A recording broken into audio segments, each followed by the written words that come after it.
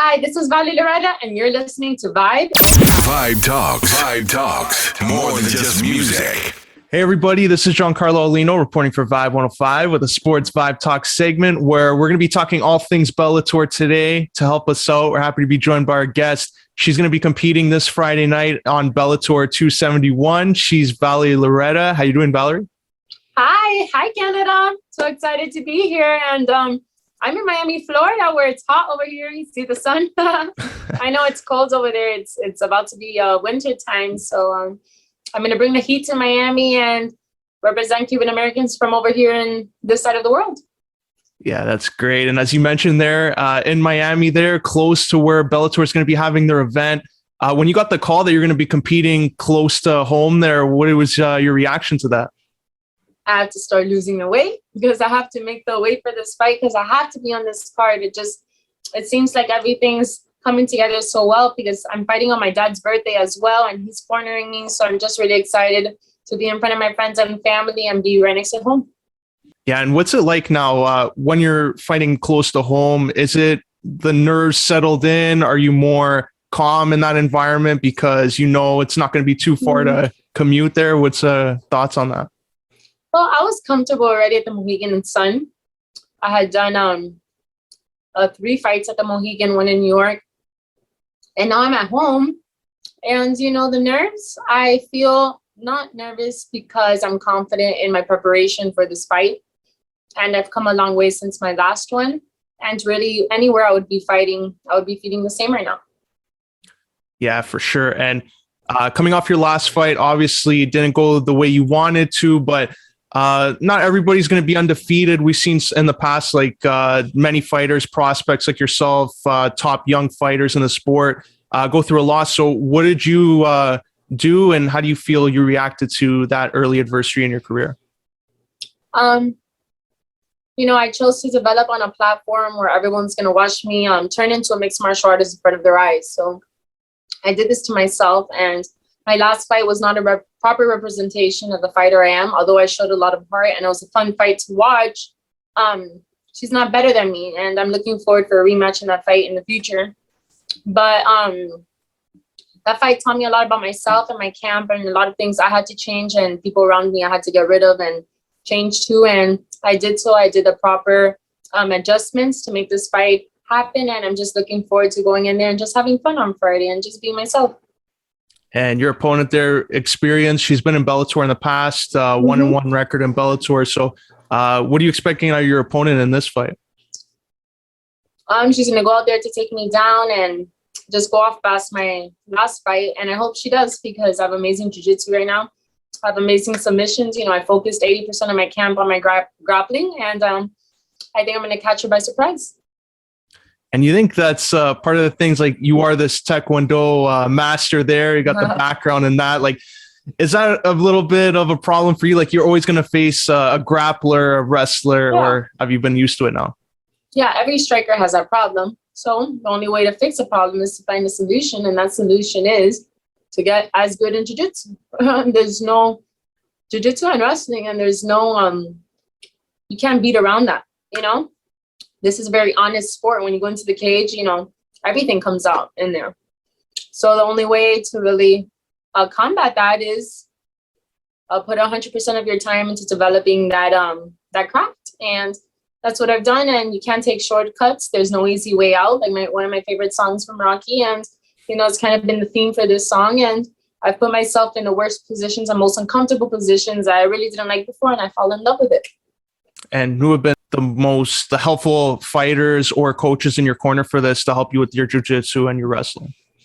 So I brought in a new head coach, Thiago Alves, veteran in the UFC, and he has my same style. He was a striker, he's short. He has big legs too. We have similar styles, but I've really focused my wrestling with Coach Mako and my grappling and jiu-jitsu with Coach Mike Brown and Coach Pahumpa, and also King Mo. And between the 4 of them, they've really developed my grappling aspects of my style because they believe in me and they know what I could do and they could know the heart I have. And I just needed to get my mind right and execute. And also, like Bellator in the past year now, they introduced the rankings, and you were ranked in the top 10. And a win here would definitely get you back in there. So is that helpful for you as a fighter, knowing that there's a ranking system and you know where you're at in the division? Yeah, I like it. Although I really don't care for it. I'm 23. I'm focused on getting fights and winning and proving myself. But that's definitely something I look forward to, because I do want to have the belt on my shoulder one day. Yeah. For those just joining us here on Vibe 105, this is Giancarlo Aulino with a Sports VIBEtalks segment, being joined by Valerie Loureda of Bellator MMA. And Valerie, coming from a Taekwondo background, you've, I'm sure, gained many habits and tendencies. What have been the best habits you've carried over into your MMA career? I think the discipline and footwork from Taekwondo is something you can't teach and you can't learn in 4 years. That's something that has to be implemented in you since you were young, and that's something I have.